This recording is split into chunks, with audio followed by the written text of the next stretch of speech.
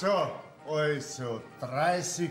Dezember, Reservierungen 3, freie Schlafplätze 17, mein Lieber. Früher war das gerade umgekehrt. Du hast zwischen die Jahren ohne Reservierung keinen einzigen Gast mehr reingebracht.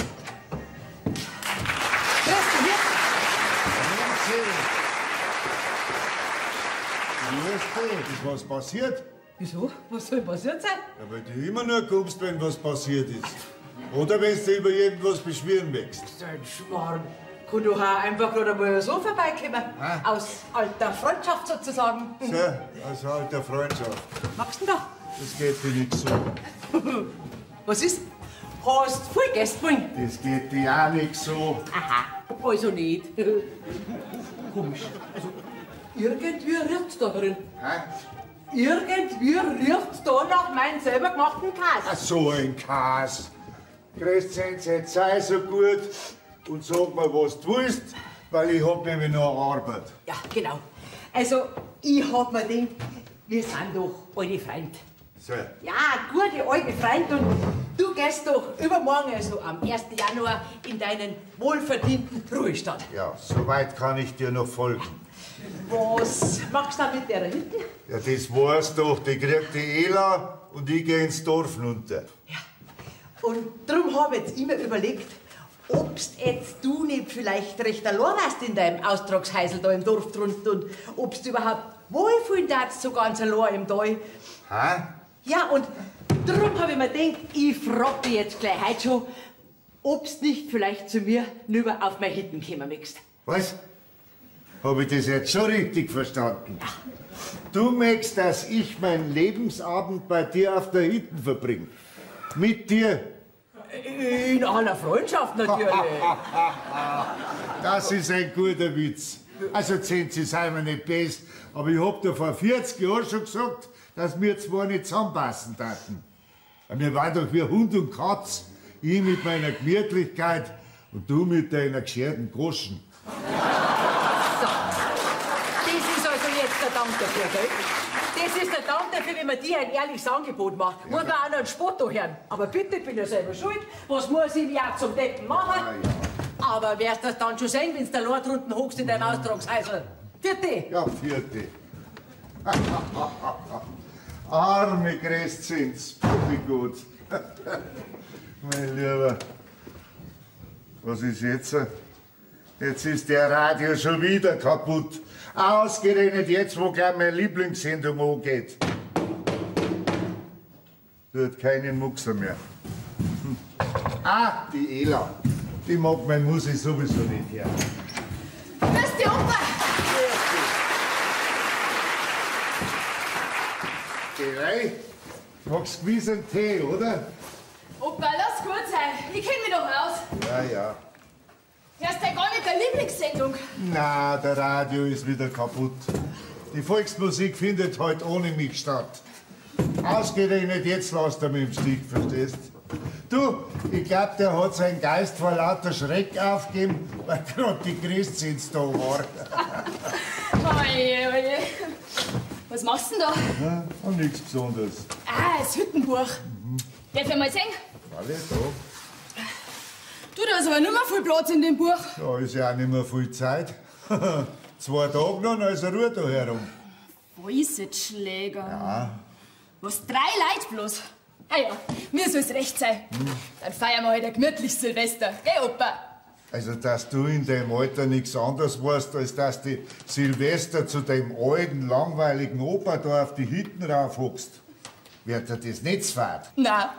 Außerdem ist der Mooszenzi noch immer was eingefallen, dass uns Ja. nicht langweilig wird. Da hast recht, ja. Kein Wunder, dass die keinen Mo gefunden hat, so zwider wie die ist. Ja, was ist jetzt? Magst du auch einen Tee? Nein, du weißt, da ist immer so wenig Alkohol drin im Tee. Ah, verstehe. Ja. Einmal Jagertee und einmal gesunder Tee. Genau. Und, wie war der Skikurs? Der Bambini-Kurs mit den 3- bis 5-Jährigen war lustig. Aha. Du, da sind teilweise echte Talente dabei. Okay. Ganz im Gegensatz zu den Großen. Heute in der Früh, da habe ich einen Anfängerkurs mit Erwachsenen aus der Pfalz gehabt. Du, die waren wieder ausgerüstet wie für eine Himalaya-Expedition. Ja. Ja, weißt du, mit den teuersten Ski, Designerklamotten und beheizbaren Socken. Was? So, Leute, einmal Tee mit Schuss. Nein, danke. Ich hab mir's überlegt, ich mag gar keinen Tee mehr. Was? Du bist aber ganz schön wechselhaft, ha? Aber den Schuss lasst man da. Den mag ich schon. Opa, gehe ich recht in der Annahme, dass du jetzt noch ein Glas für deinen Schuss brauchst? Du gehst, ja. So, bitteschön, Opa. Lass das schmecken. Dankeschön. Oh, was sehe ich denn da? Williams Christbirne. Da hast du gerade einen guten gefunden. Du, Opa, magst du mir jetzt nicht endlich einmal sagen, was in dem geheimnisvollen Buch steht? Nein. Okay, jetzt hast du es jahrelang gehütet, wie den Heiligen Gral. Aber ich finde jetzt, wo du als Hüttenwirt aufhörst, du, da kannst du mich schon einmal einen Blick reinwerfen lassen. Nix da. Das Buch bleibt zu. Aber Opa, magst deiner liebsten Lieblingsenkelin nicht den kleinen Wunsch erfüllen? Nein. Ich pass auch ganz bestimmt auf, dass nichts Ja, kaputt ja, geht. ja. Ha? Opa.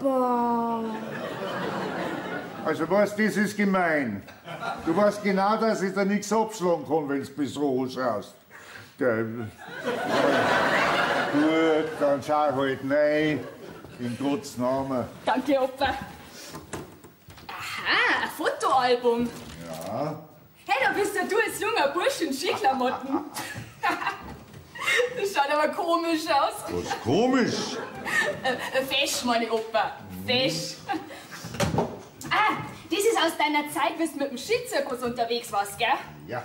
Weil Gardena, Kitzbühel, ja, bist da ganz schön rumgekommen, he? Du, warum fällt denn da ein Beutel? Hä? Und wer ist denn der große Blonde da mit dem Schnauzer?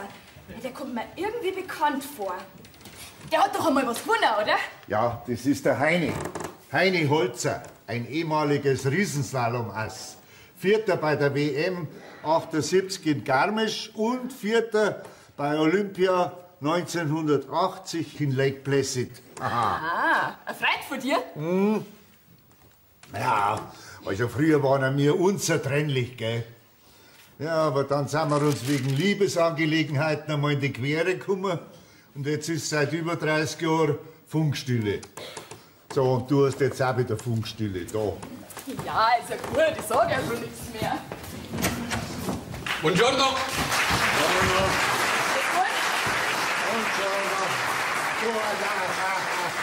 Grüß Gott, wollte ich sagen, natürlich. Grüße Gott. Haben wir serviert Zimmer für 2 Personen, 2 Personen. Ah ja, weißt schon, werden wir gleich mal schauen. Schauen wir gleich. Machen wir es gleich. Jetzt passt es auf. Ja, genau, da haben wir schon, Herr. Adolfo di Castello di Pallinero di Montalban. Wie war das? Adolfo di Castello di Pallinero di Montalban. Das geht da nicht, ne? Ja, dann sagen wir heute Teufel. Genau. Also Teufel und du hast reserviert. Sì, haben wir serviert 2 Personen, 2 Personen. Ja, da steht aber nichts. Da steht nur 2 Personen Falcone. Falcone. Ja, natürlich, das ist der Name von meiner Dingse. Wie sagt man? Frau? No, meine ich Dingse. Freundin. No. Geliebten? Sì. No, meine ich Dingse. Mutter. No. Oma? Nichte. No. Tante? Sì, Tante, das ich meine, genau. Falcone ist der Name von meiner Tante, mia zia, Tante Mariella. Aha. Gut, dann haben wir es ja doch noch geschafft. Also dann, Frau Mariella Falcone und Neffe Teufel. Adolfo di Castello di Pallinero di... Va bene, geht auf Dolfal. Das Gepäck, das bringt wohl die Tante mit. Ah, no. Hab ich getroffen an die Bergstation von die Bahnseil. Junge Mann, was trägt unser Gepäck wie Eselpack? Packesel. Sie. Ach so. Du Opa, ich bring schnell die Batterien auf, die du haben wolltest, für den Ausschlafen. Danke schön. So. Entschuldigen Sie. Matrone, aber haben Sie hier eine Platz, wo ist man ganz ungestört in die Nacht? Wissen Sie, wir, also ich meine meine Tante, will haben absoluta Tranquillità. Wie sagen wir auf Deutsch, vollkommene Ruhe in die Nacht, verstehe? Ja, weißt du, deine Tante schläft nackt. Nicht nackt, in die Nacht will haben ruhig. Ach, jetzt hab ich verstanden. Deine Tante will Ruhe haben. Bei der Nacht. Genau. Ja, also drum im Bettenlager haben wir genug Matratzen. Bettelager? Ja. Schlafen noch andere Menschen in diese Lager? Ja, natürlich, das ist ein Skihütten. Ja, aber brauche ich, also ich meine, braucht meine Tante eine nackte Lager, wo ist sie allein? Aber wo ist er allein? Ja. Ja, da hätten wir den Alkoven da hinten. Eine Ofen, zu schlafen? Ja, mei. Herrschaftszeit muss man da ausgerechnet am vorletzten Tag noch so einen dämischen Papagallo herschicken. Scusi? Also wenn deine Tante ihre Ruhe braucht bei der Nacht, schau her, dann hätten wir da diesen Alkoven. War grad recht, nicht wahr? Es kann allerdings sein, dass bei der Nacht wer durch muss, wenn er aufs Heisel geht. Heißel? Da, wo halt der Kine zu Fuß hingeht. Toilette, verstehst? Und da kann es sein, dass jemand durch muss. Ja, ich verstehe. Aber es ist kein Problem, wenn meine Tante hat ein bisschen Verkehr in die Nacht. Ist sie gewohnt. Sie, weil sie wohnt direkt in Zürich. Zürich. Ja, und dort ist immer viel Verkehr in die Straße. Ach so, ja. Vielen Dank, Herr. Hier so. Oh, Sie heißen wie Toilette? Nein! Nur fast. Wo haben Sie denn Ihre Tante lassen dürfen? Ist ein bisschen zurückgeblieben. Was? Ja, ist ein bisschen langsamer. Habe ich gesagt, gehe schon vor und bestelle schon Erfrischung. Oh, da kommt schon meine liebe Tante. Muss ich ihr schnell entgegengehen. Ja. Arrivo, Zia! Arrivo! Jetzt bin ich aber neugierig. Auf was? Auf dem sei Tante. Wieso? Hast du Lust auf eine Wette, Opa? Immer. Wetten, dass das... Okay. Gut, und was wetten wir? Ein Fünfer? Eingeschlagen. Grüezi miteinander. Ja, das ja.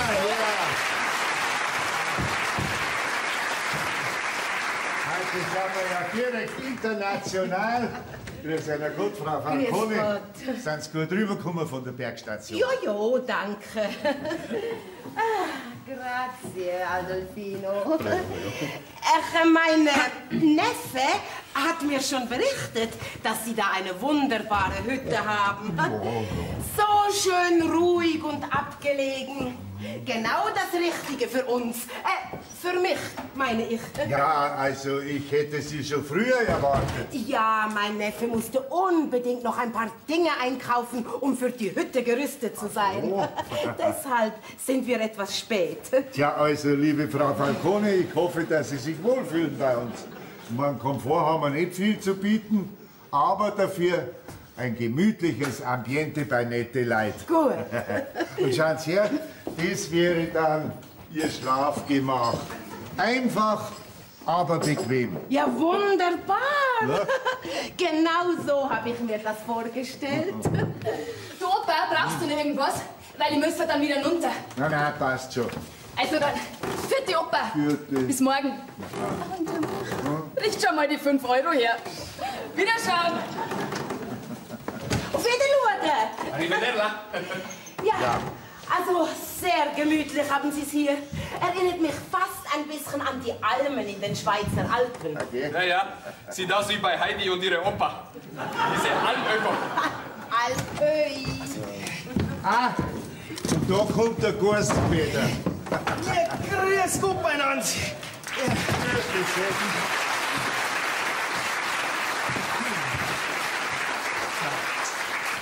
Da ist jetzt das Gepäck von den Herrschaften. Ja, ich habe gar nicht gewusst, dass unser Pistenarzt jetzt auch noch Sherpa-Dienste anbietet. Du liebe Zeit. Sie sind Arzt?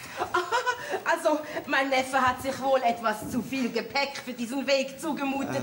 Und da war der Herr Doktor so freundlich und hat angepackt. Ja, und wenn sie jetzt bitte so freundlich wäre und bringe unsere Gepäck nach oben. Gepäck. Ja, die Koffer von der Dame. Ja, also da schätzen Sie mich aber falsch ein. Das gehört alles dem Adolfo und das gehört mir. Wir sind ja schließlich auf einer Skihütte, gell? Verliebt. Stimmt, Mariela. Aber du bist eine Schönheit. Was hat die Natur gemacht? Hä? Und Adolfo muss jeden Tag kämpfen für seine Schönheit. Immer nur kämpfen, kämpfen, kämpfen. Forza avanti. Un momento. Trinkgeld. Prego. Also meinetwegen. Hier's. Schau her, hier die Kaffeekasse. Ja, danke sehr. So, packen wir's. Ja. Sie haben aber junge Ärzte da oben. Ja, nein, nur den einen. Aber der ist sehr tüchtig. Wollt schon eine Brotzeit, oder? Oh ja, sehr gerne. Da bekommt man ja richtig Hunger in dieser Höhenluft. Bin ich gar nicht mehr gewohnt. Wissen Sie, immer in der Stadt, in Konzerthäusern oder auf diesen schrecklichen Empfängen.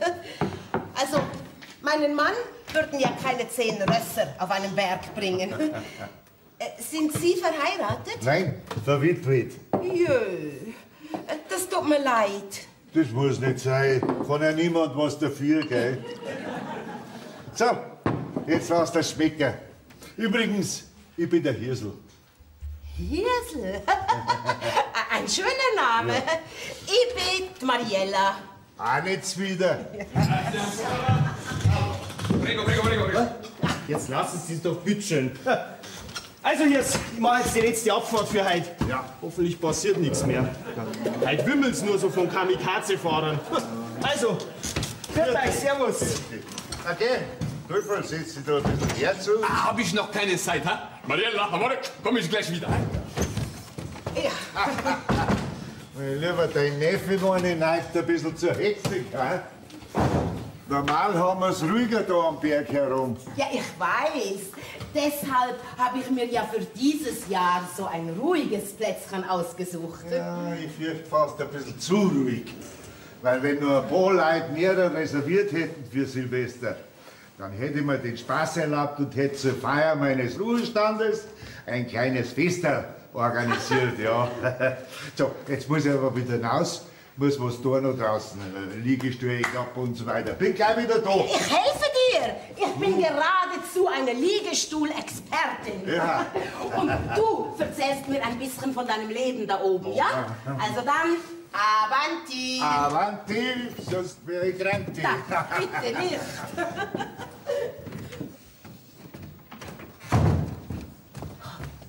Du schau her, Brotzeit ist schon gekriegt. Das Quiz für den geschleckten Südler, der da zuerst gerade vorbei ist. Aha. Der Hirs verfordert mein Käse an seine Rucksacktouristen. Mein Käse. Aber zugibt er das nicht, dass der meine der Beste ist, weit und breit. Komisch. Dass jetzt da so stark ist, so kurz vor Silvester. Du schau her. Bloß 3 Reservierungen. Ja. Zeit wird's, dass er aufhört und ich endlich mal Ruhe hab da herum und von den Touristen. Wunderbar.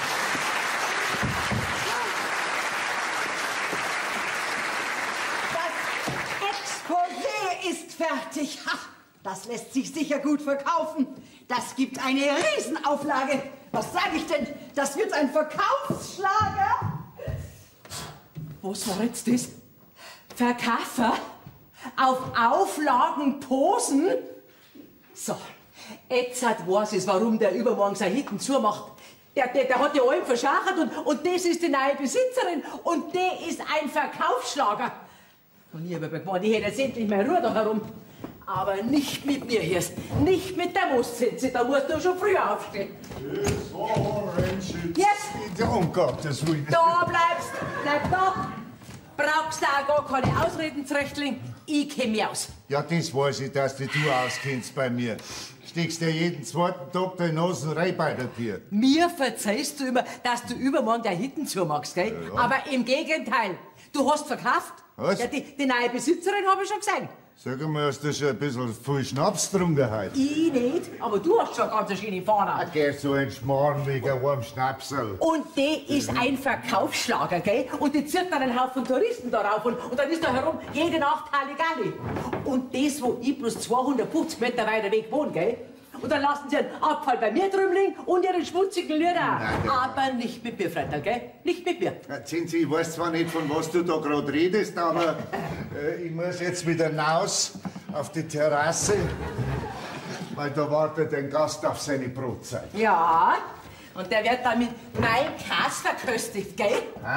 Das ist Maikäse, den du deine Gäste anbietest. Den kenn ich unter 1000 raus. Ja. Und ich hab dir verboten, dass du den verkaufst. Ja, das weiß ich schon, darum darf ja nie was von dir auf den Teller kommen. Und verkaufen darf das schon gar nicht. Ja, und wenn, dann darf ich es nicht zugeben. Ach so? Ach, jetzt geht ja mir ein Licht auf. Dann ist das der Verkaufsschlager. Maikäse? Dir hätt's ja das Finanzamt auf den Hals mit deiner illegalen Käseverköstigung und Ordnungsamt und die Polizei und das Gewerbeamt und überhaupt, die bringen ich hinter schwägerische Gardinen. Hoppla, was ist denn hier los? Und das, was Sie davon haben, das können Sie vergessen, gell? Ich bin da herum seit 40 Jahren. Ich lass mich da nicht wegintrigieren. Ich kenne meine Rechte. Auf Wiedersehen, Sie Verkaufsschlager. Wie bitte? Und das in dem Alter. Was war denn das jetzt? Ist wieder fort, geht's wieder Wurzen. Was für eine Wurzen? Na, die Großzinse, die Alte, die da gerade so rumbeifert hat. Meine streitbare Nachbarin. Verstehe. Mir kam sie auch sehr echauffiert vor. Ja, musst du entschuldigen, Frau Bolsitz-Schläger, aber weißt, der habe ich vor 100 Jahren mal einen Korb gegeben. Ja, nachdem sie wegen mir einem anderen einen Korb gegeben hat. Und das tragt sie mir halt heute noch nach. Jetzt sucht sie andauernd, ob sie nichts findet, mit dem sie mich schikanieren kann. Verstehe. Ah, mein. Mich nennt sie übrigens einen Verkaufsschlager, was immer sie damit auch meint. Was, in dem Alter? Nein, Verzeihung. Unterschätz mich nicht, mein lieber Gias. Immerhin verkaufen sich meine Bücher über Seniorengymnastik sehr gut. Ja. Und jetzt schreibe ich gerade ein neues über Senioren-Ski-Gymnastik. Ja, ich weiß nicht, ob die Alten vom Lesen allein sportlicher werden. Na, hast du natürlich recht. Muss man schon was für tun. Deshalb habe ich auch ein spezielles Gymnastikprogramm für Leute ab 50 entwickelt. Was? Für so junge Hupfer? Natürlich auch für Herren ab 60. Ja. Mensch, Hias, wie wär's denn? Ich bräuchte noch Modelle für meine Illustrationen. Was für meine? Nein, ich glaube nicht, dass ich da der Richtige bin. Aber draußen auf der Terrasse sitzt eine Dame, die war gerade so an der Schwelle zu deiner Kundschaft. Aha. Das ist sehr nett. Probier's halt einmal bei der. Warum nicht? Kontakte sind heutzutage alles, nicht? Und bei dir ist es ja ziemlich still. Nicht Ja, wahr, Hias? leider. Buonasera. Buonasera. Buonasera, nonno Heiser. La zia non c'è? Ha? Ich hab kein Wort verstanden, was du gesagt hast. Aber wenn's deine Tante suchst, die ist draußen auf der Terrasse. Grazie. War ich gerade drüben bei die Bahnseil und habe meine andere Gebäck mit dem Schlittenmotor hierher bringen lassen. Steht vor der Tür. Kannst du gleich holen. Ich? Sie? Du wirst ja nicht glauben, dass ich jetzt Klump da raufzahn. Das machst du schon schön selber, gell? No. Doch, weil wir sind nämlich kein 5-Sterne-Hotel. Und ich glaube nicht, dass deine Sachen besser werden, wenn sie über Nacht draußen im Schnee vor sich hinfallen. Nee, Also das gibt es ja nicht. Ich glaube, ich habe wirklich schon ein Buch von Ihnen gelesen. Tatsächlich, ja. Das freut mich aber sehr. Obwohl Sie ja für mein Klientel noch ein paar Jahre zu jung sind, nicht? Ach, Sie Schmeichlerin. Ach, Adolfino, du bist auch wieder da. Ach, das ist übrigens mein Neffe, Adolfo. Adolfo di Castello di Pallinero di Montalban. Oh, das muss ich mir jetzt aber nicht merken, oder? Franziska Woisitschläger. Ach, muss ich mir aber auch nichts merken. Einfach Franziska. Franziska. Na, was ist? Bleiben die Damen beim Wein oder darfst was anderes sein? Also ich bleib dabei. Sehr gut, der Landwein. Okay. Ja, dann bleibe ich auch dabei. Ich würde sagen, nicht schlecht, aber ein bisschen einfach. Genau wie Essen. Adolfo. Der Herr Neffe ist wohl mit meiner Verköstigung nicht ganz zufrieden. Signore Burgherr trinken wohl nur erlesene Weine und pflegen in teuren Lokalen zu speisen. Normalerweise schon. Ja? Aber hier ist Essen sehr einfach und Service ist auch nichts gut. Weißt du was, Mariella? Geh ich zu die Bahnsteig und mache ich große Bestellung für bessere Essen bei die Telefon von die Bahnsteig. Ja? Sehr große Bestellung. Mein Wein schmeckt ihm wohl nicht. Dein Wein ist ganz hervorragend. Ja. Und dein Käse erst eine Delikatesse. Machst du den selbst? Na, leider nicht. Übrigens, ich hab's Wederspeistum. Ich werde einmal ein Holz reinholen, dass bei der Nacht nicht mehr zu frieren muss. Ja. Ich bin gleich wieder da. Sagen Sie mal, Frau... Ich bin Mariella. Gut. Franziska. Prost. Sag mal, Mariella, darf ich dich mal was Indiskretes fragen? Ich meine, dein Neffe.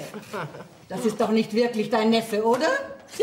Ich meine, das sieht doch ein Blinder mit einem Krückstock, dass der was anderes ist. So. Also mir kannst du sagen, ich kenne mich da aus.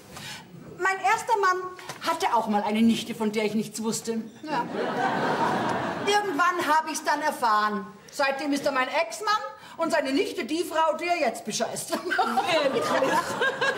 sag schon, wer ist das? Ein Casanova, der mir ein wenig den Hof macht und denkt, er muss mich nur ein bisschen hofieren, bis ich schwach werde. Und dann will er an mein Geld. Und das weißt du? Ja, aber er weiß natürlich nicht, dass ich weiß, dass er es nur auf mein Geld abgesehen hat. Ja, und warum spielst du da mit? Ach, weißt du, mein Mann ist immerzu auf Geschäftsreise. So, was macht er denn? Käse. Mein Mann ist der Käsereto, falls dir das irgendwas sagt. Ja, natürlich. Der Käsereto. Mein Gott, Mariella. Da bist du ja millionenschwer. Da hast du ja ausgesorgt bis ans Lebensende. Und da vergnügst du dich mit irgend so einem Neffen? Vergnügen? Also, mein Mann hat mal wieder ein neues Raclette-Konzept auf den Markt gebracht und muss über Silvester in New York bleiben. Adolfo ist doch ein charmanter und gut aussehender junger Mann. Und ich habe wirklich keine Lust, über Neujahr wieder alleine in meiner Villa herumzusitzen. Also lasse ich ihn im Glauben, er hätte bei mir Chancen und gönne mir eine schöne Zeit. Du, der hat mir sogar hier hinten die Suite reserviert. Er denkt wohl, wir sind da ungestört. Und was machst du, wenn er dir an die Wäsche, ich meine ans Eingemachte, also an deine Jungfräulichkeit will, Tja, also da wäre er ein paar Jahre zu spät dran. Du, außerdem kann ich mich sehr gut wehren. Ja, das freut mich, dass die Damen so gute Laune haben. Ich sag's ja, man braucht keine volle Hitten, für eine gute Stimmung nur die richtigen Leute. Genau, trink doch ein Gläschen mit hier. Ja. Oder iss was von deinem vorzüglichen Käse, ha? Ja gut, aber nur ein kleines Stückerl und nur, weißt du, kriegst du jetzt gerade nicht sich. Yes.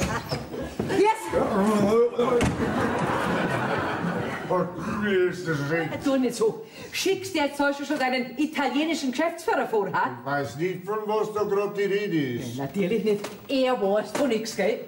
Und dabei fragt mich sein neuer Geschäftsfreund, der Spaghetti mit seinen schickimicki-Klamotten gerade, ob ich nicht für ihn arbeiten möchte. Ich für ihn. Was, Sie für den Adolfo? Adolfo? Aha. Ein Mafiosi also. Ach so. Kann man schon vorstellen, was das für eine Arbeit ist. Aber das könnt ihr vergessen. Ich hab nämlich einen Anstand. Wie bitte? Schämen da ich mich. Was? Schämen hätte ich mich. Und wir zwei, wir rennen miteinander, gell? Also ich werde dann schauen, ob es drum schon warm geworden ist und dann stehe ich den Damen zur Verfügung. So, das habe ich jetzt gehört.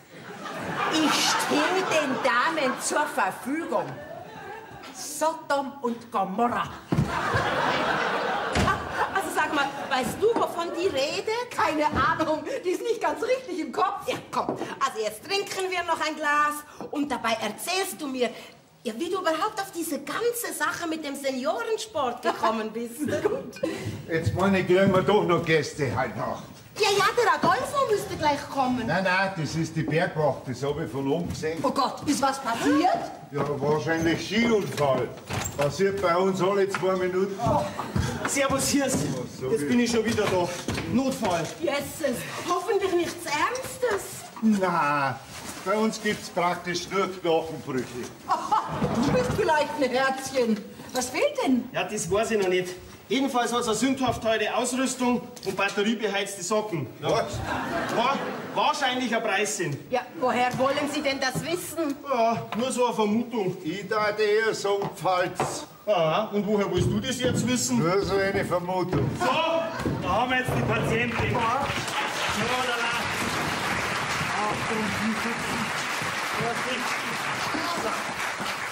Ich muss wieder runter.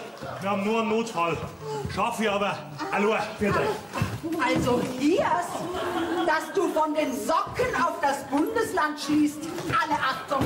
Ja, mei, Erfahrung ist alles. Ja, aber noch wissen wir es nicht. Ja, das ist bloß eine kleine Kreislaufschwäche.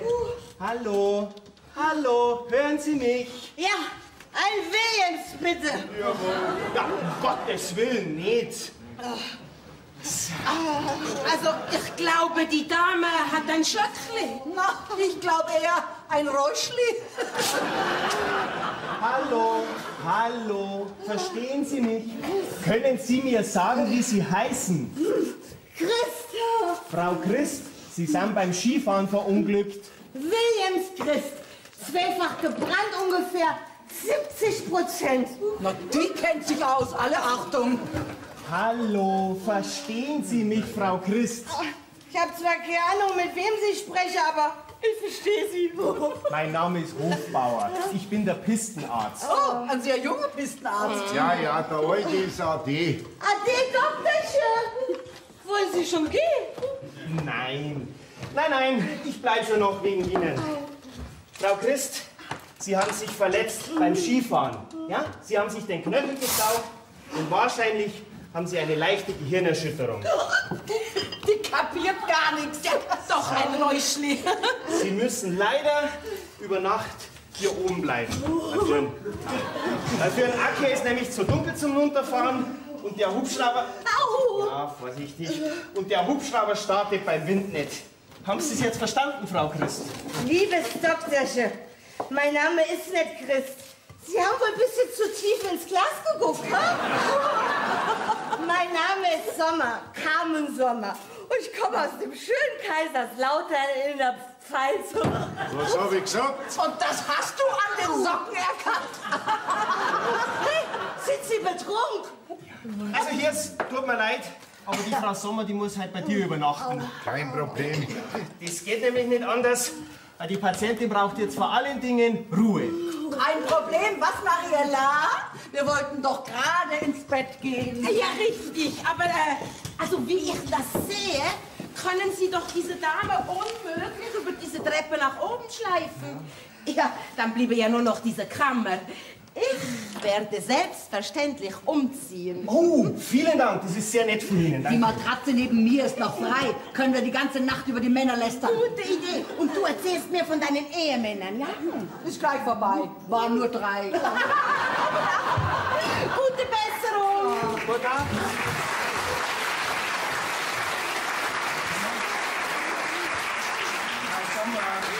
So, und jetzt kommen Sie mit, weil da hinten haben wir ein schönes Platzerl für Sie. Hui, warum so förmlich, Doktorchen? Ich heiße Carmen. Ja, hier, komm mal schnell her. Nimm du bitte mal die Haxen Au. und ich nimm den Rest. So, ja. Oh, vorsichtig. Eieiei, das ist bei gar nicht so leicht. ey. Ja, ist ja auch kein Wunder, wenn man einen Ofen in die Socken hat. Oh, sind Sie doch vorsichtig. Hui, Doktorchen. Sie können aber zupacken. Da möchte man glatt Patientenbeine sind. Sie sind Patientin. Also, Frau Sommer, das, was Sie jetzt brauchen, das ist Ruhe. Ja? Ich gebe Ihnen jetzt was gegen die Schmerzen, aber dann ist absolute Ruhe angesagt. Wirklich? Vielleicht hilft ja Handauflegen, Doktorchen. Ob Handauflegen beim Knöcheln nützt? Ich mein ja gar nicht den Knöchel. Also, Frau Sommer, Sie trinken das jetzt, dann beruhigen Sie einer und dann werden Sie ein bisschen schlafen. Ich will aber nicht schlafen. Doch, Sie wollen. Was ist denn das für Abfüllung? Das ist die Frühabends-Südhang-Ski-Unfallopferabfüllung. Wirkt immer. Ja, aber Doktorchen, Sie wollen mich doch jetzt nicht alleine lassen. Nein, Frau Sommer, nein. Eieieiei. Also die kann ich wirklich nicht allein lassen. Ja. Den Abend, den hätte ich mir auch anders vorgestellt. Ja, wo doch meine Mama halt den sensationellen Hasenbraten macht. Ja? Und Musikprobe auch noch gewesen nachher. Naja, hilft nix. Seine Patienten kann man sich halt nicht aussuchen. Genau. Weißt du was? Ich schau jetzt einmal, ob die Damen drum alles haben. Und dann legen wir auch nieder. Und wenn du noch einen Schlafplatz brauchst, weißt du, ja, drum sind jede Menge Matratzen. Ja, alles klar, ich kenne mich aus, danke Sie Hirs. Gute Nacht. Gute Nacht. So.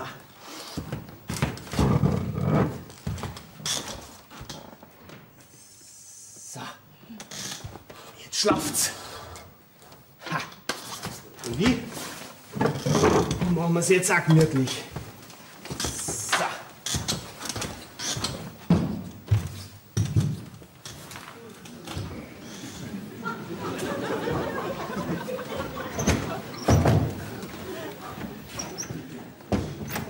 Tut dir dormire?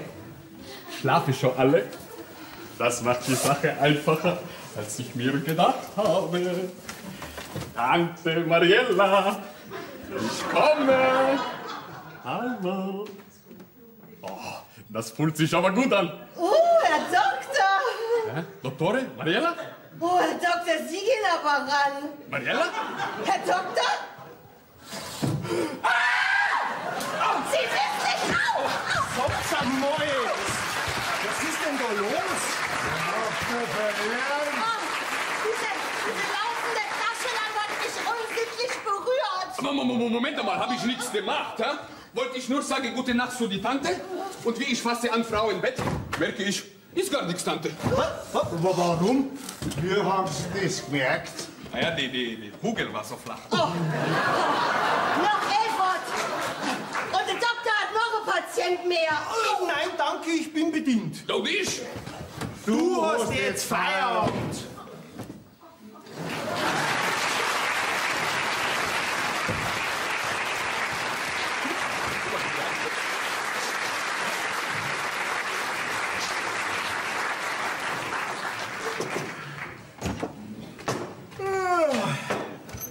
Guten Morgen, Hirs. Morgen, Sepp. Das Kaffeewasser kocht schon. Oh, sehr gut. Du, ich brauche jetzt bitte schön einen starken Kaffee. Okay, hast du schlecht geschlafen? Ja, naja, zu kurz. Und außerdem sind deine Matratzen da drum nicht gerade Komfortklasse. Dann habe ich noch die Musikprobe und den sensationellen Hasenbraten von meiner Mama verpasst. Ja, da sind deine Skilagermatratzen nicht wirklich ein Trost. Und dann das temperamentvolle Skirasel da als Patientin, gell? Lass mir bitte mit der Ruhe. Du, die ist gestern da dreimal aufgewacht und wollte eine Beruhigungsmassage von mir. Okay. Und? Was das passiert? Ja, bist du wahnsinnig? Du, ich hab ihr extra Beruhigungstropfen gegeben, damit es ein bisschen Ruhe gibt. Ah, verstehe. Hey, aber hoffentlich kriegen wir die bis Mittag wieder fit. Am Silvesterabend findet bestimmt kein Kollegen von der Bergwacht, der mir die wieder runterfährt. Ja, mei. Man muss das halt da herumbetreuen.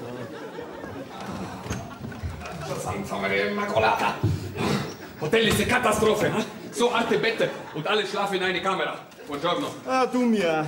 Muss ich mich beschweren? Wo ist Heißel? Ja, draußen natürlich. Draußen? Ma fa troppo freddo, ist viel zu kalt. Warte ich, bis kommt herein. Meinen Sie, wir haben da herum tragbare Klos? Mein Gott, ist das ein überspannter Papagallo. Ah, guten Morgen, Teufel. Buongiorno, Heißel. Muss ich machen, Beschwerung? Ja, mach nur. Aber ich bin der Hirsels, Heißel ist draußen. Sì, ma tu sei il proprietario, è la tua responsabilità perché i letti sono troppo duri, i materassi fanno schifo. Jetzt halten Sie doch bitte schon einmal die Luft an. Wir haben da eine Patientin. Oh, Hab ich ganz vergessen. Ja. Muss ich gleich mal gucken. Oh, bei Licht von die Tag ist Signorina ganz bisschen hübsch. So, jetzt trinken wir zuerst einmal einen Kaffee. Ah, ottima idea, Heisel. Per me un espresso. Bei uns gibt's einen stinknormalen Kaffee. Basta. Va bene. Ja, schlafen die Damen eigentlich noch? Ah, Sie haben etwas schwere Kopf, sehr lange noch parlare, die zwei Damen, und viel zu viel Alkohol. Mariella, also ich meine Tante, mindestens 5-mal war in die Nackte auf Hirsel. Was? Respekt? Ja, der ist Schmarrn. Hirs. Das hätte er in deinem Alter gar nicht zutraut. Ja, ich mir auch nicht. Sag einmal, gibt's denn keine Tropfen gegen Schnarchen? Leider nicht. Rein medizinisch gesehen gibt's kein Mittel gegen Schnarchen. Naja, aber angeblich hilft... Finito. Angeblich...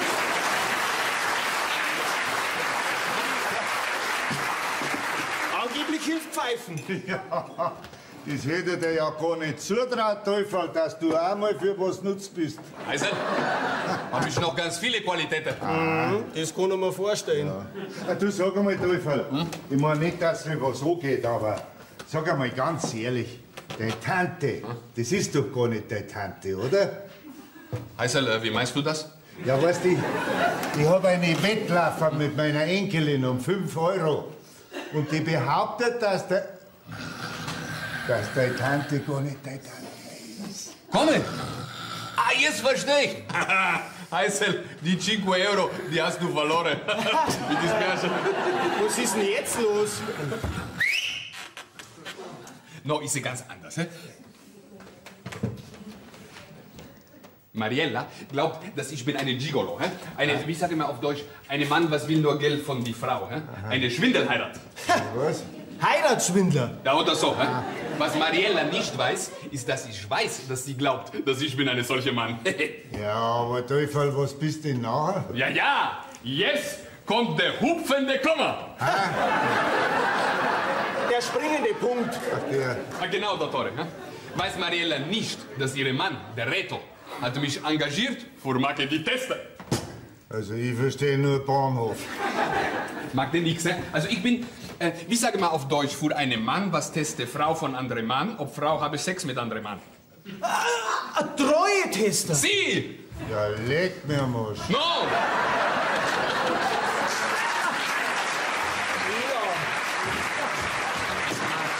Also, ich fahr jetzt einmal ins Tal runter und zieh mal was Frisches an.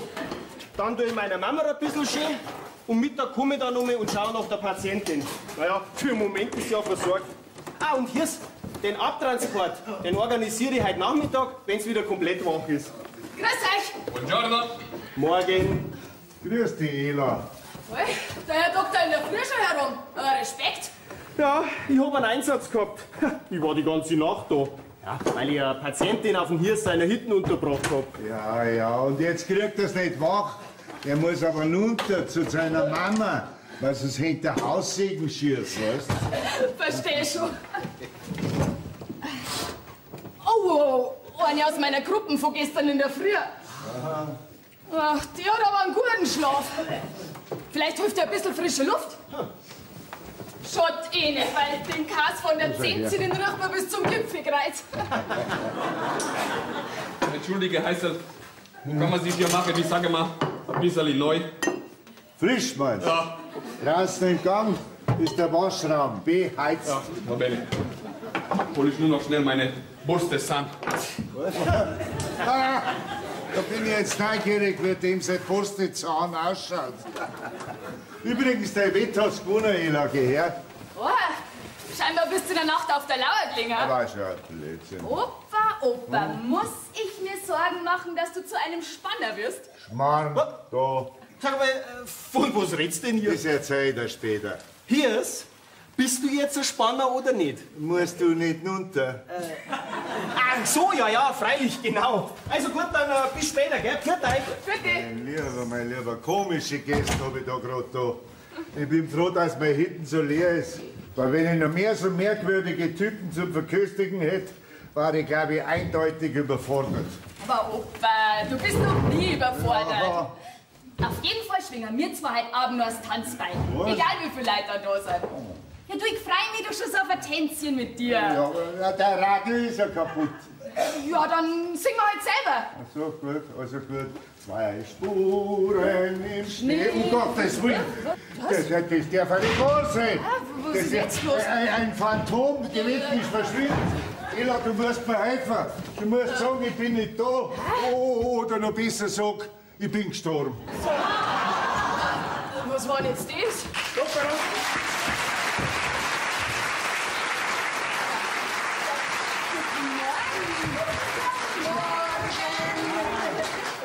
Guten Morgen. Was denn? Louis Tränker lebt? Ja, drehen Sie hier einen Kostümfilm? Ach, wo? Das ist ein Freund vom Opa. Kennen wir uns? Bis jetzt noch nicht. Aber ich kenne Sie. Vielleicht aus dem Fernsehen? Sind Sie mal Skirennen gefahren? Also in den Zeiten, in denen dieser Herr Ski gefahren ist, dürfte es noch kein Fernsehen gegeben haben.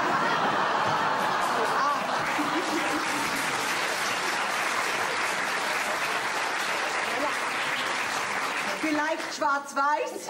Ist er da? Wer? Na wer? Der Hüttenwirt, der Hirs. Der lebt nimmer. Wie bitte? Was? Ich mein, der lebt nimmer hier. Also gestern Abend lebte er noch hier. Ja, aber der wollte doch erst morgen in den Ruhestand. Irgendwas haben wir übersehen. Ich bin neugierig. Ich auch. Seid so gut und lasst uns einmal allein. Ich hab mit dem Madel was zu bereden. 5 Minuten, bitteschön.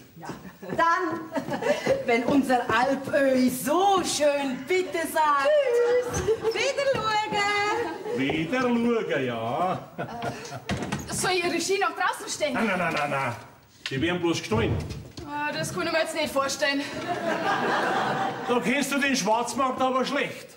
Das sind echte Telemark-Ski aus Norwegen von 1923. So, die haben einen hohen nostalgischen Wert. Oh, ja, dann müssen Sie allerdings gut aufpassen. Ja. Wollen Sie ja noch nicht sitzen? Schon.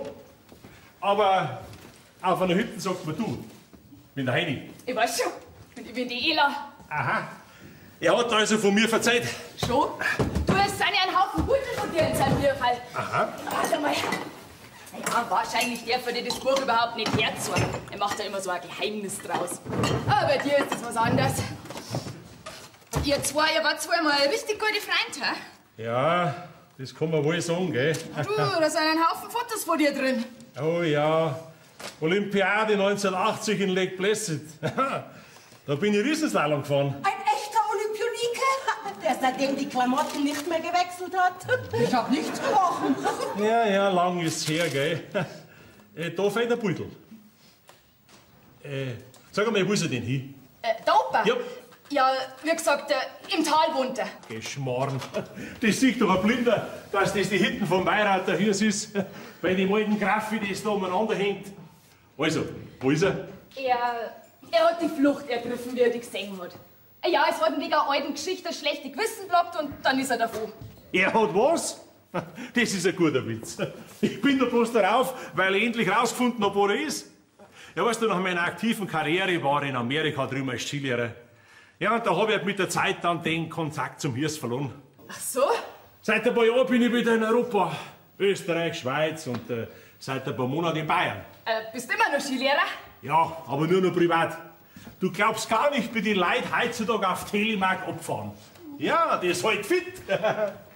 Ja, und letzte Woche sagt mir der Hüttenwirt vom Berchtesgadener Land, dass der Weihrater hier da auf der Pfeifalm ist. Und jetzt bist du da. Ja, jetzt bin ich da. Machst du einen Kaffee? Gern. Aber sag mal, Ela, hab ich dich richtig verstanden? Der Hirs hat die Flucht ergriffen, bloß weil er mich gesehen hat. Das kann doch nicht sein, oder? Doch. Er hat gesagt, dass du immer nur sauer wärst. Wegen einer Jugendliebe, die er dir ausgespannt hätte. Oh, jetzt wird's interessant. Da meint er, dass ich nach 40 Jahren immer noch nachtragend war, oder? Ja, schaut so aus. Süß. Nein, so ein Tipp. Nein, ich bin da bloß drauf, weil ich endlich wieder einmal einen alten Freund treffen wollte. Ihr zwei wart wohl zu deiner aktiven Skifahrerzeit richtig gute Spätzchen, oder? Ja, der Hirs, der war ein paar Jahre älter wie ich. Und wenn ich mir den Kopf durch die Wand wollte, dann hat er immer sein Hirn eingeschalten und mich ein bisschen einbremst. Ja, wir haben uns gut ergänzt. Aber dann ist ein Weib dazwischen gekommen. Zuerst haben wir uns zu dritt gut vertragen. Ja, unzertrennlich. Wir haben uns sehr gut ergänzt. Aber dann habe ich mich in das Mädel und das Mädel hat sich in Hirs verliebt. Saublöd, gell? Aber komisch, dass der die Beutel da immer noch aufgekommen hat. Ja, bei Olympiade, da war ich schon über 30. Ich bin Vierter geworden und dann war Schluss mit meiner Karriere. Ja, aber die Ausrüstung haben Sie aufgehoben. Oh, schau, hier haben wir ein bisschen gelauscht, ha? Wir konnten gar nicht anders. Das Fenster war offen. So. Ja, aber leider hat es inzwischen jemand geschlossen. Was machen wir denn jetzt? Der Opa ist fort, weil er meint, du darfst ihn fressen wegen der alten Geschichte. Ja, und dabei möchte er doch eigentlich heute Abend mit einem kleinen Fest seinen Ruhestand feiern. Also nach einem kleinen Fest schaut's da herin aber nicht gerade aus. Ja, das kann man doch ändern, wenn wir alle ein bisschen mit anpacken. Also das größte Problem ist die Musik. Die fehlt. Ja, der Opa hat sich so einen schönen Abschluss mit Musik und Leid gewünscht. Ein bisschen eine Gaudi halt. Ja, aber das kann man doch alles organisieren. Ja, aber wie denn? Der Radio ist leider kaputt, mit der Musik schaut es also schlecht aus. Ja, also, den Radio, den können wir einmal anschauen. Gibt's da irgendwo ein Werkzeug? Freilich, da drum. Ach, ja. Wir müssen halt einfach mit dem Vorlieb nehmen, was der hier so hat. Alles, was wir so an Deko finden. Vielleicht könnten wir auch ein schönes Buffet machen, ha? Das übernehmen wir. Was? Das Dekorieren. Sie als Dauervierte im Skifahren hatten doch schon einige Holzmedaillen um den Hals. Da sind Sie doch quasi ein Spezialist für Holzdeko. Sehr witzig. Und ich suche einen Opa. Ja, der kann nicht weit sein. Ich weiß genau, welche Abfahrt der immer nimmt. Oh Mann, wenn der bloß halb so schnell ist wie früher, dann darfst du die schicken. Oh Mann, solch eine Senioren wie ich schnupfe da mit links. Das Mädel ist nicht auf den umgefallen, ha? Also diese Enkelin kann der Hirs nicht verleugnen, gell? Ach, der verleugnet doch nur sich selber.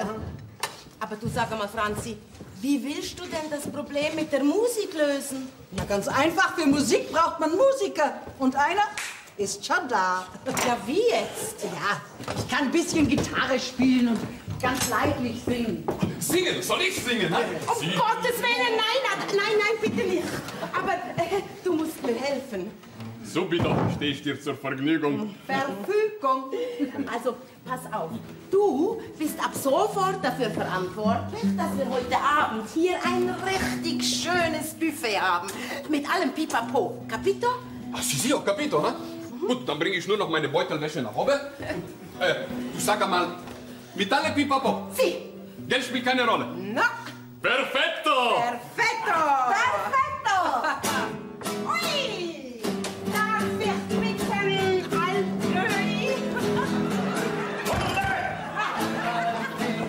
Viva la plaza, viva la ilusión, viva los seres interactuados de mi corazón.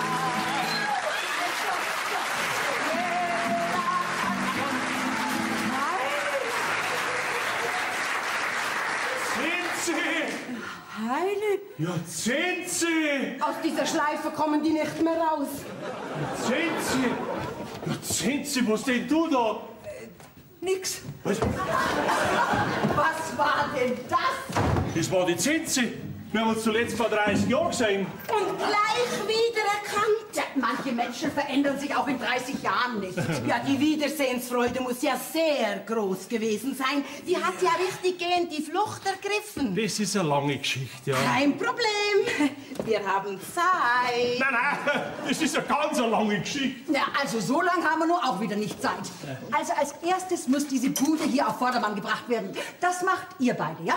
Ich frage die Männer von der Seilbahn, ob sie mir für den heutigen Silvesterabend eine Musik besorgen können. Und du, Mariella, sagst deinem Papagallo-Neffen, dass er das Buffet besorgt. Auf geht's! Wasch, wasch, wasch! Lieber, die kommandiert aber ganz schön rum, hä? Ja, ja. Und das haben die Männer gar nicht gerne. Was? Frauen, die wissen, was sie wollen und das dann auch noch sagen. Also, ich hab das schon ganz gerne. Dann bist du eine Ausnahme. Mariella, ist meine Tante. Was machst du ganz alleine mit diesem Mann hier? Ich flirte mit ihm. Und du gehst jetzt nach unten ins Dorf und besorgst uns das Essen für circa 10 bis 12 Personen, ja? Ja, und wer soll tragen das alles, was ich kaufe, ein? Die ganze Pipapo? Du! Das ist gut für den Tag. Aber Mariella, bin ich doch keine Eselpack.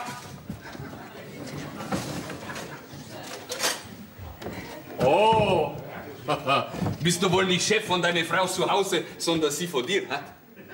Und halt, jetzt weiß ich, bist du vielleicht eine Hausschuhhelde? Ach, du meinst wahrscheinlich Pantoffelhelde. Ja, ja. Immer brav arbeiten, wenn Frau sage, hä? Jetzt pass einmal auf, du italienischer Kanarienvogel, du. Wenn du jetzt nicht gleich brav mitarbeitest, dann lupfe dir raus aus deinem Designerquantel und stecke draußen als Wunderkerzen in den Schnee. Hast du mich verstanden, Spaghetti, hä? Mariella! Denn Adolfo, perché ci sei ancora? Si, bin ich schon weg. Weil Adolfo ist schnell wie eine Rakete, ja? Weiß ich aber noch nicht, ob ich komme wieder. Was hast du denn mit dem gemacht? Nix. Du hast gesagt, er soll ja da Raketen fürs Feuerwerk besorgen. Jetzt habe ich doch glatt was vergessen. Ei. Und in meinen Sprechfunk bin ich aufgeschmissen. Grüß Gott beieinander. Morgen. Moment einmal, ich kenne ihn doch vom Fernsehen. Ja, der Heini ist ein Olympikoniker. Was bin ich? Ja, 1900... Halt, sagen's nix, ich weiß schon. Ich hab sie in einem alten Olympiafilm gesehen. Ja, so, ja? Also. Sie waren bei der Olympiade 1954 im Goldbock gesessen. Im Bob? Im Bob? Und freilich, das hat doch die Leni Riefenstahl wunderbar dokumentiert. Und damals haben immer die Gewamperten gewonnen. Das ist ein freches Bürscherl. Sieh, das ist der Pistenarzt. Das Milchbubilein da. Ha! Ist ja, hab schon. So, also dann. Ach ja, und Sie, immer sportlich bleiben. Hallo, so ein frecher Kerl. Hallo, Herr Doktor. Im Bob, der ist gut. Obwohl, so ganz Unrecht hat er nicht. Ich bin mit dem Hirsch schon mal in so einem Gefährt drin gesessen. Ja, bitte Öls hat Ihnen. Er war ziemlich eng. Vor allen Dingen für den Hirsch, ja. Ja, natürlich. Aber du Heini, sag mal, die Franzi hat mir erzählt, der Hias hat dir einmal die Frau weggeschnappt? Ja, im Prinzip ja, aber ist schon eine Ewigkeit her. Und du bist ihm nicht mehr böse? Okay, das ist ein alten Kass. Aber dass ich jetzt das Madel wieder triff, da herum, das mir der Hirs damals ausgespannt hat, das hätte ich nicht gedacht. Welches Madel? Ja, die Zinse, die wo gerade da war. Was? Ja, die Crescens war das Madel, das mir der Hirs damals weggeschnappt hat. Wie bitte? Ja, nur war es damals ein bisschen gesprächiger wie heute, gell? Ja, aber wahrscheinlich hat's der Hirs in der Ehe gezähmt. Ehe? Ja, aber von was redest denn du? Der Hias ist Witwer. Witwer? Ja? Also sie war zwar ein bisschen wortkarg, aber so viel mitgekriegt hat, war die 10 Elemente mir angekatzelt. Ja, aber das ist doch nicht die Frau vom Hias. Das ist die Nachbarin. Die Nachbarin? Ja, eine sehr streitsüchtige Nachbarin. Jetzt geht mir ein Licht auf. Dann haben wir die zwei gar nicht geheiratet. Ja, sauber. Ja, du hättest also noch Chancen bei ihr.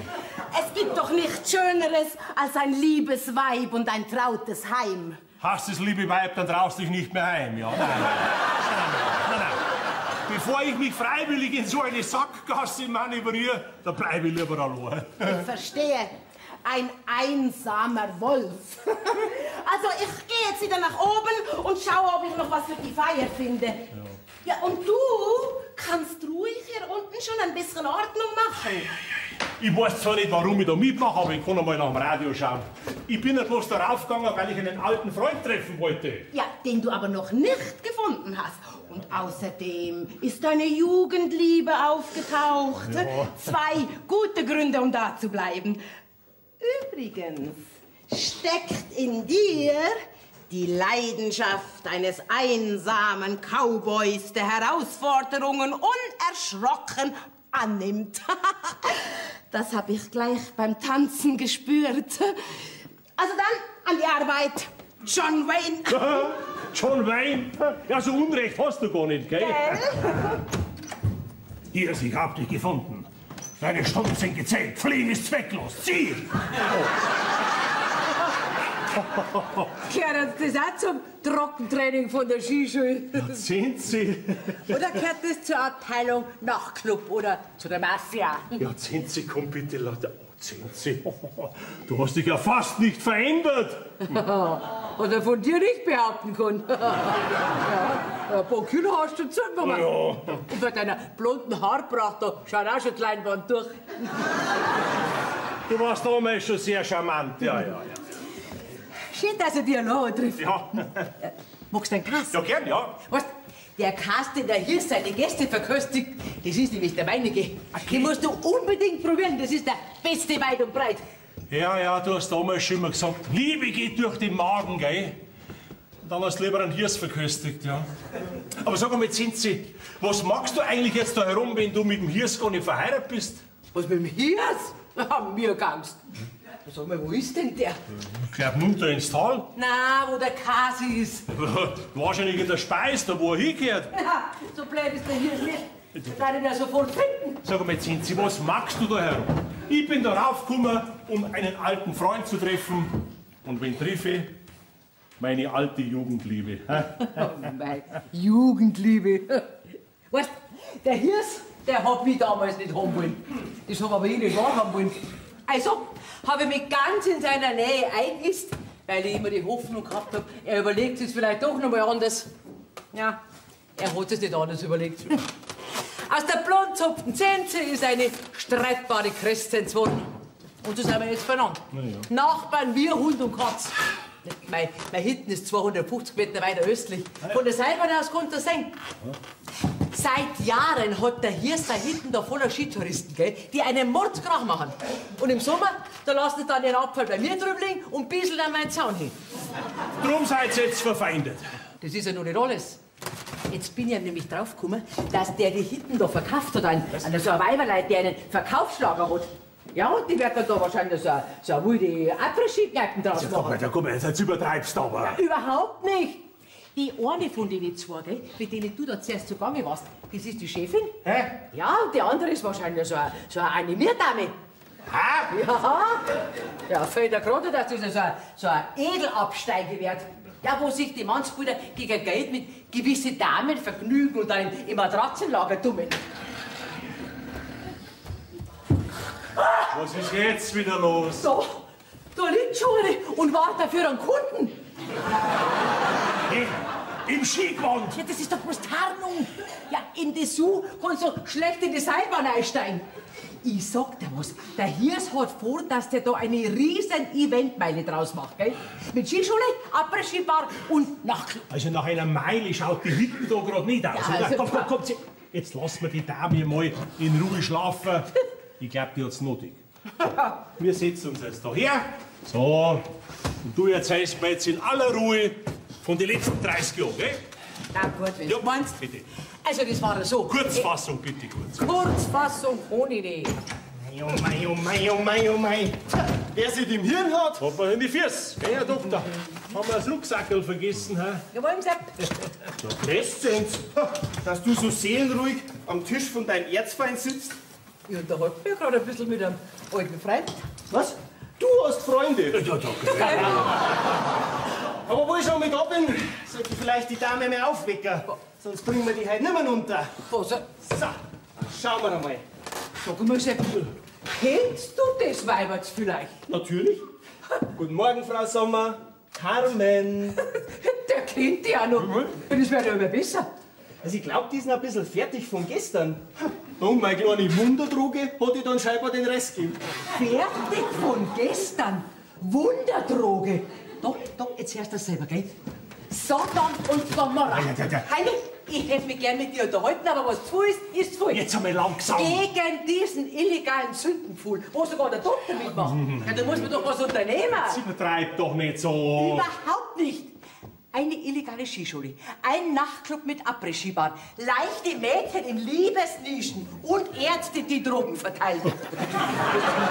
Das ist doch der Wahnsinn, oder? Ich rufe jetzt sofort die Polizei. Aber was sage ich denn? Als LK, da müssen Spürhunde her und das ganze Nest ausheben. Also mit einem Suchhund kann die aushelfen. Mit Bieren sprech ich nicht mehr. Mein Hitten ist 250 Meter weiter. Kannst das gar nicht verfehlen, gell? Sodom und Gomorra. Was war jetzt das, hä? Ah ja, das ist ganz normal. Ha, hinter jedem Baum wittert sie eine Verschwörung. Naja, ist zwar manchmal ein bisschen anstrengend, aber durchaus unterhaltsam. Ja, unterhaltsam ist gut, ja. Christoph 1 an Christoph 7, Christoph 1 an Christoph 7, bitte kommen. Ich bin übrigens der Sepp, der Pistenarzt. Ich weiß schon, ich bin der Heini und das ist eine Patientin von dir, gell? Genau so ist. Christoph 1 an Christoph 7, bitte kommen. Hey, die Klamotten noch wahrscheinlich ein Preis sind, oder? Mhm. Falz mit beheizbaren Socken. Na, ja.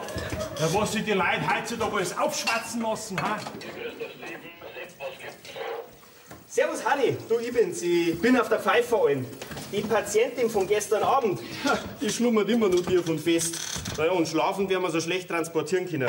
Ich werde es also weiter beobachten, gell? Ende. Und mit der wird's ja Freude haben, ha?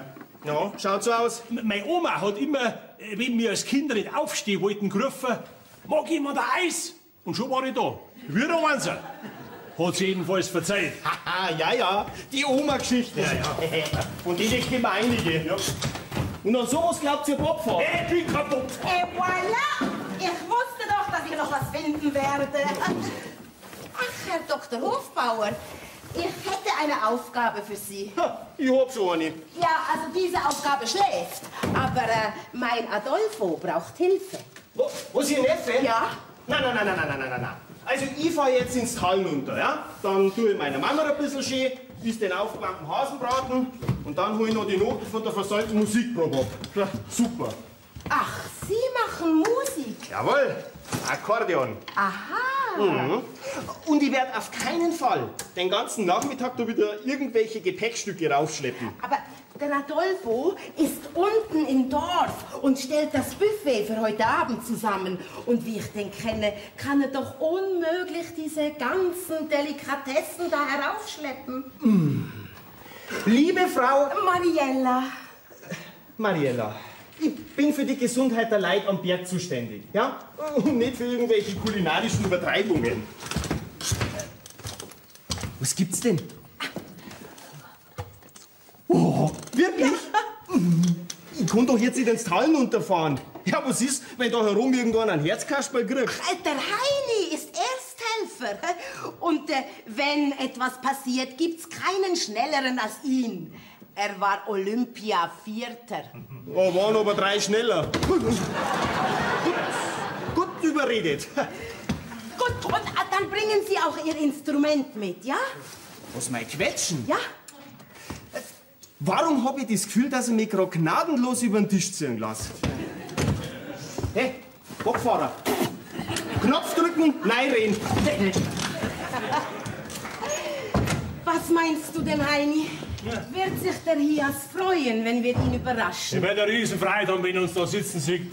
Und dann werden wahrscheinlich der Schlagtreffer, wenn der Doktor und die Preisin musizieren. Ja, dann wird's aber höchste Zeit, dass du dieses Ding wieder zum Laufen bekommst. Na, ich probiere es. Sonst wird das heute Abend eine A Cappella-Veranstaltung. Kinder, wir haben ein Problem. Was für eins? Alle Volksmusikgruppen aus der Gegend sind am Silvesterabend schon verplant.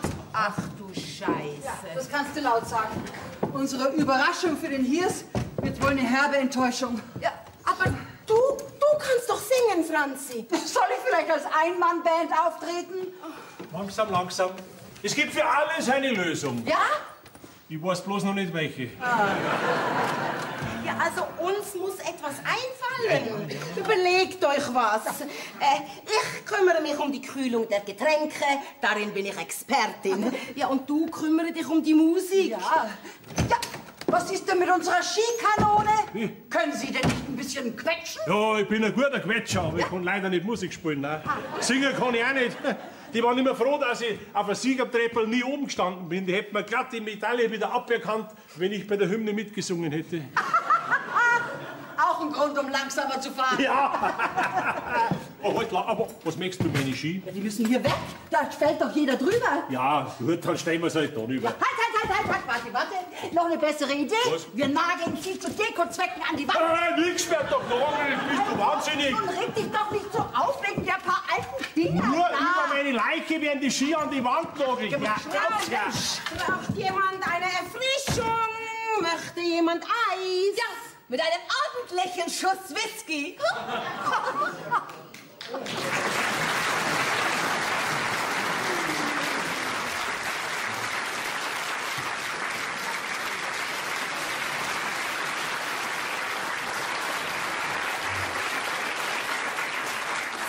Fertig?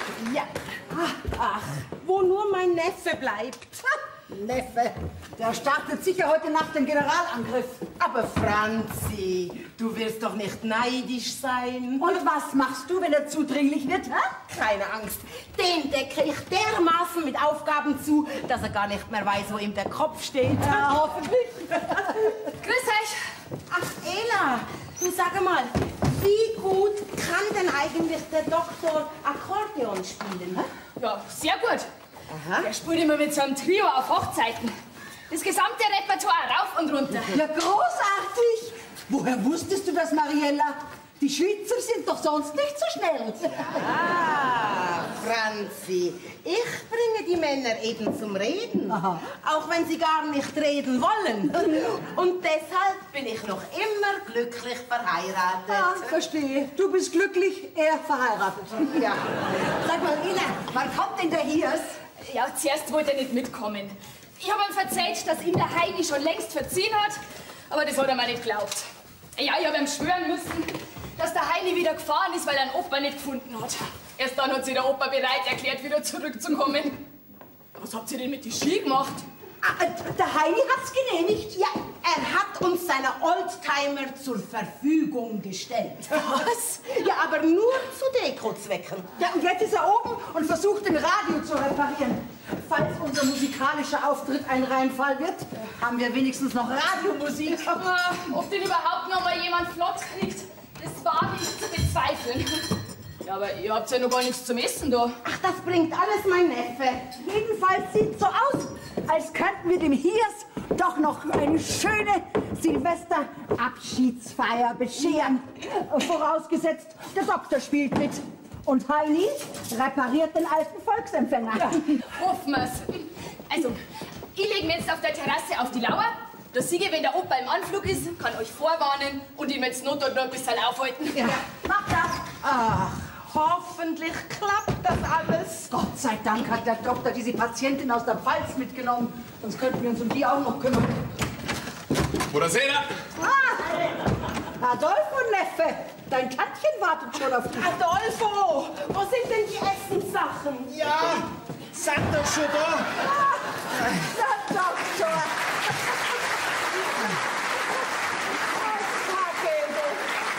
Ja, mei, was tut man nicht alles für die deutsch-italienische Freundschaft? Habt ihr das alles unten im Dorf gekauft? Ah, Dottore kennt alle Geschäfte. Was haben wir gute Essen? Haha, das darfst glauben. Wann kommen die andere? So in 10 Minuten. Oh, das ist ein Problem, weil bin ich schon hingerichtet. Ja.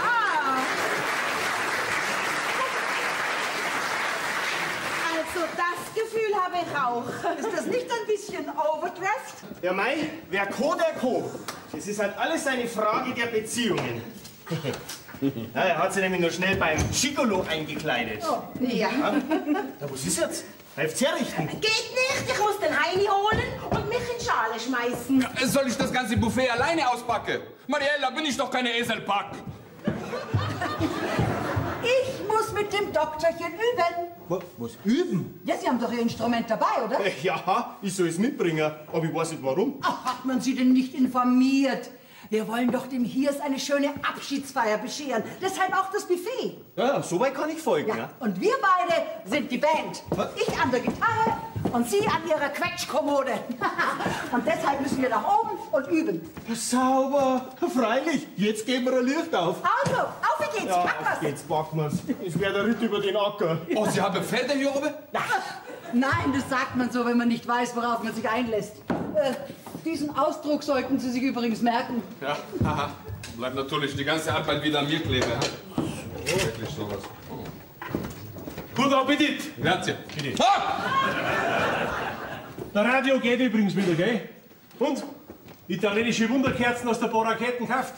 Noch bin ich ständig zu. Ja, das Ding haben wir schon, ja. No, bin ich ständig zu für die leibliche Wohl von den Gästen. Oh, super! Buffet ist noch nicht eröffnet. Wo ist der Rest? Die Tante macht sich gerade sauber, hä? Wie? Ja, frisch. Und die andere Dame kümmert sich um die Musiker und der Musiker kümmert sich um die Dame und die Enkelin von der Nonno ist auf die Terrasse, hä? Aber die Nonno kommt gleich. Ah ja, und oben in die Lagermatratze ist noch die Dottore. Aber die Dottore ist eigentlich die Musiker, hä? Und die Tante, die sucht sie. Die Tante sucht mich. Der Opa ist im Anmarsch. In 5 Minuten ist er da. Gut. Also, ich schau, dass ich noch ein bisschen aufhalten kann und ihr drum ins Kleid zusammen. Ja. Moment, wieso trommeln? Ich kann nicht kein Instrument spielen, ich kann nicht nur singen, hä? Und da ist auch immer das Gleiche. So. Dann muss ich auch noch machen, die ganze Buffet. Ja, ich finde, wir sollten die anderen jetzt verständigen. Ach so, soll ich holen? Holle. Dann hol ich sie? Un momento. Vielleicht ist es besser, wenn Sie nicht bleiben alleine hier. Adolfo, traust du mir nicht? No. Ich bin Sportler. Ich war Fahnenträger bei der Olympiade 80 in Lake Placid. Ja, und ich bin verantwortlich dafür, dass alle haben was zu mangiare. Ha? Und hier gibt es nur eine Fahne. Die Fahne von Adolfo di Castello di Pallinero, die Montalban. Bist meinst, Pallinero, Schlossgespenster, sagt die anderen, der Radio geht wieder. Du brauchst das heute nicht singen. Oh mein. Komisch, Herr Heini, ha? Ja, weiß ich schon. Komm dann noch auf die Idee, frisst die ganze Buffet alleine zusammen. Ja. Unmöglich sowas. So, die Show kann beginnen. Fantastico! Ach, das sieht ja köstlich aus. Buffet ist noch nicht eröffnet.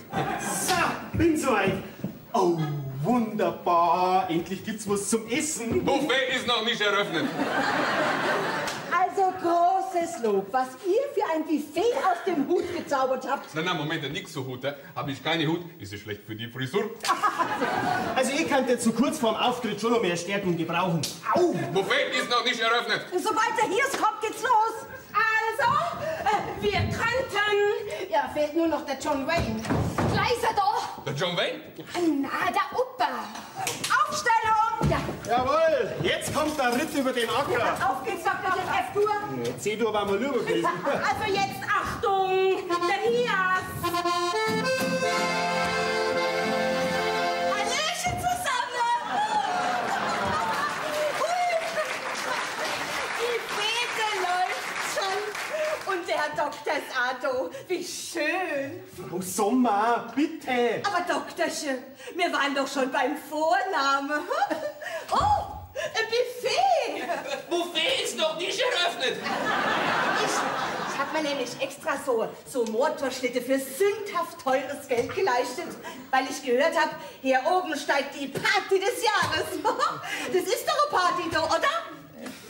Um Gottes Willen.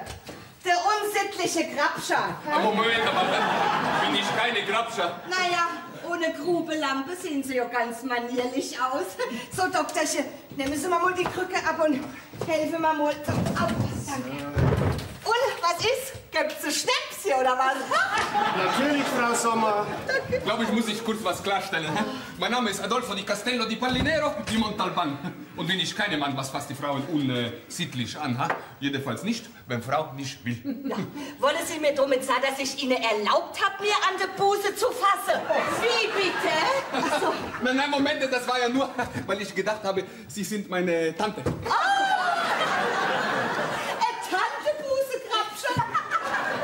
Und ich habe gemerkt, Sie sind der Doktor, der mich untersuchen will. Das ist alles ein großes Missverständnis, ja? Also ich möchte jetzt da mal was klarstellen. Der Opa. Ich habe nicht gegrapscht. Nein, nee, leider nicht. Eben. Prost. Zum Wohl. Danke. Der Opa. Also ich hätte ja wirklich nicht geglaubt, dass du selbst eine Schnapsdrossel belästigst. Schnapsdrossel? Ja, Entschuldigung, was hast du das ist eine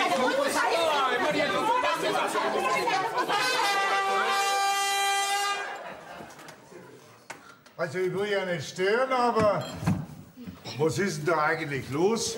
Opa. Aufstellung! Hier, schön, dass du da bist. Ja. Opa, wir haben uns hier zu deinen Ehren versammelt. Okay. Das ist dein Fest. dein Essen Und deine Musik. Der Hirsch, ist ein braver Mann. Holleroi, holleroi, er tut für dich grad, was er kann. Holleroi, ho. Der Hirsch, wird jetzt einer au. Holleroi, holleroi, drum hauen wir heute noch 20 Holleroi, ho.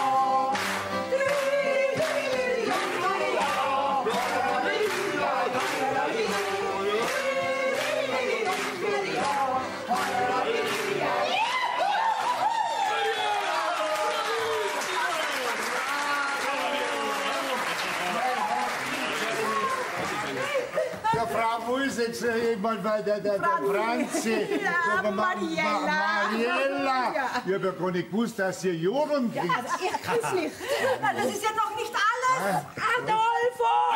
Natürlich, die Buffet ist eröffnet. Ja, was sagst du denn da? Möchte jemand Champagner? Ja, endlich. Prego, prego. Wo ist denn unser Überraschungsgast? Oh, eine Überraschung. Springt eine nackte Frau aus der Torte? Der denkt einmal nur an das eine. Aber Moment einmal, denke ich nicht immer nur an die Essen. Nicht wahr, Mariella? Mariella, der Überraschungsgast. Ja! Doktorchen, würden Sie mir auch bitte so ein Tellerchen voll machen? Wenn's sein muss. Gut, warum dann so unfreundlich, Doktorchen? Ja, das bin ich doch gar nicht. Hier ist Ihr Tellerchen. Ach, danke, Doktorchen, das ist lieb. Was jetzt eigentlich die Franzi? Die soll doch noch was singen. Eine Überraschung, Opa. Aha. Mei, bin ich froh, dass der Heini wieder fort ist. Der hätte mir ja mein ganzes Fest verdorben. Schau, Opa, jetzt ist ja doch kein so ein einsamer Abend geworden heute. Ja. Kreist die? Ja, und wir? Hoffentlich spielt die Musik bald wieder. Ja, ansonsten kann ich vielleicht singen. Hä? Moment aber, kenne ich viele Arien von Puccini, von Verdi, von Bizet. Kann ich singen Vivaldi? Nein, bitte nicht. Dove il valor combatte, nulla il vigor potrà. Vivaldi. Ja, genau so hat mein Waldi auch gesungen.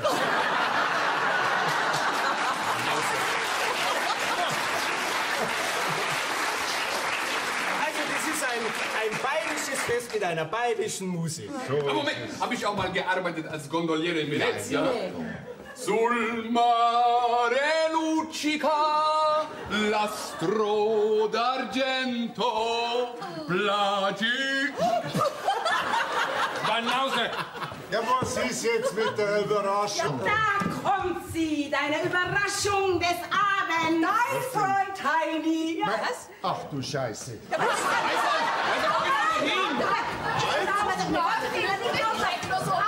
mich auslassen.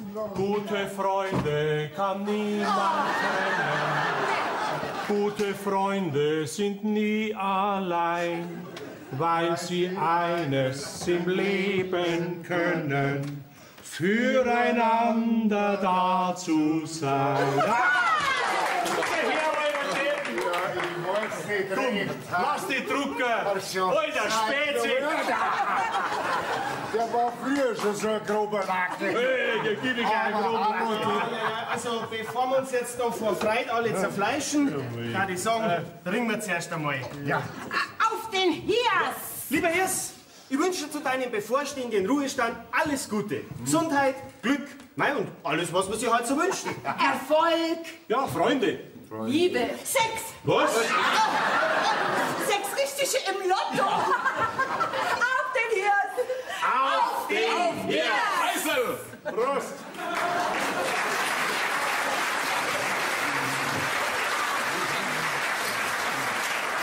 Also, ich danke euch. Ich danke euch. Also, Heini, ich weiß zwar nicht, warum du da bist, Ja, gell? Aber ich freue mich narrisch, dass du da bist. Wisst, der Heini war nämlich früher mal ein sehr erfolgreicher Bobfahrer. Skifahrer, Mensch. So, naja, 2x4. Ja, und wir waren praktisch unzertrennlich, gell? Ja. Ja. bis ich dann ein Depp gewesen bin. Okay. Und dann war Funkstille, so ungefähr. Ja, so eine halbe Ewigkeit ungefähr, gell? Doktor, pack der Akkordeon aus, komm. Bevor wir jetzt nur sentimental werden, darf ich sagen, jetzt tanzen wir und singen wir ein bisschen. Ja. Und dann stoßen wir an auf ein gutes und vor allen Dingen auf ein gesundes neues Jahr. Auf geht's!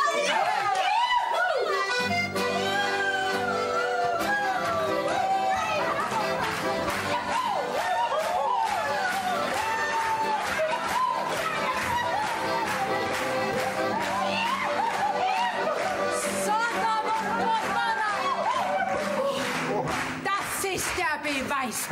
Heini, ich bin entsetzt, Gehört das auch zur Schau? dass du da mitmachst. Oh, Dr. Gleich ist es soweit. Würden Sie mir bitte auf die Terrasse helfen? Ja, da gehen wir alle hin. Aber von wegen, hier. Also, ich gerne mal von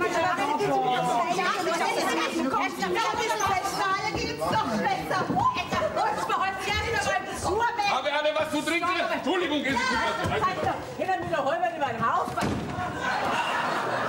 Aber damit wird bald Schluss sein, gell? Morgen kommt jemand vom Ordnungsamt und wird der Sache entmachen. Morgen ist Feiertag, morgen kommt kein Beamter. Deine Tage in Freiheit sind gezählt. Warum möchtest du mich da heiraten? Spott nur. Dir wird die Gaudi schon noch vergeben. Komm. Also, Jetzt sitzt ihr mal her da, alte Brumsumsel.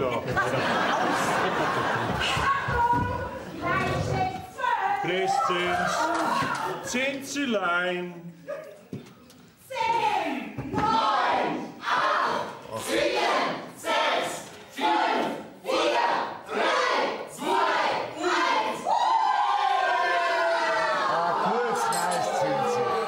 1. Kurz nice. kurz, nice. Burm. So, und jetzt raus mit der Sprache. Jetzt, was ist denn das da für ein Fest? Und was machst du da morgen mit der Hitten? Schon, jetzt war es fast ein bisschen gemütlich geworden, gell? Sei du stark, gell? Entschuldigung.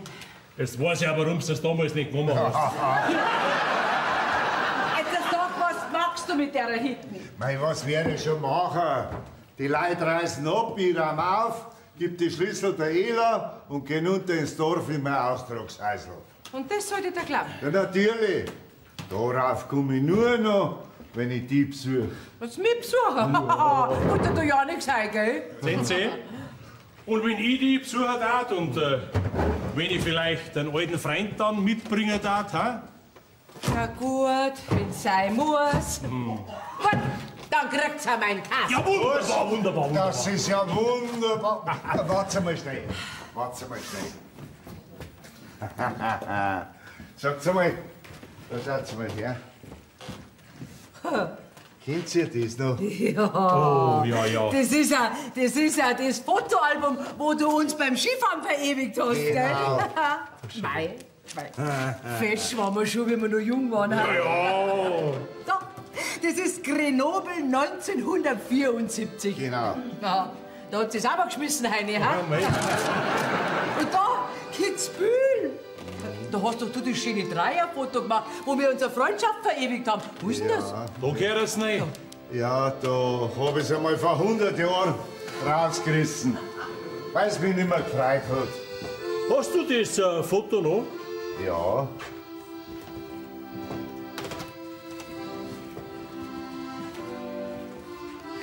Da. Ja. Ja. Ein gutes neues Jahr.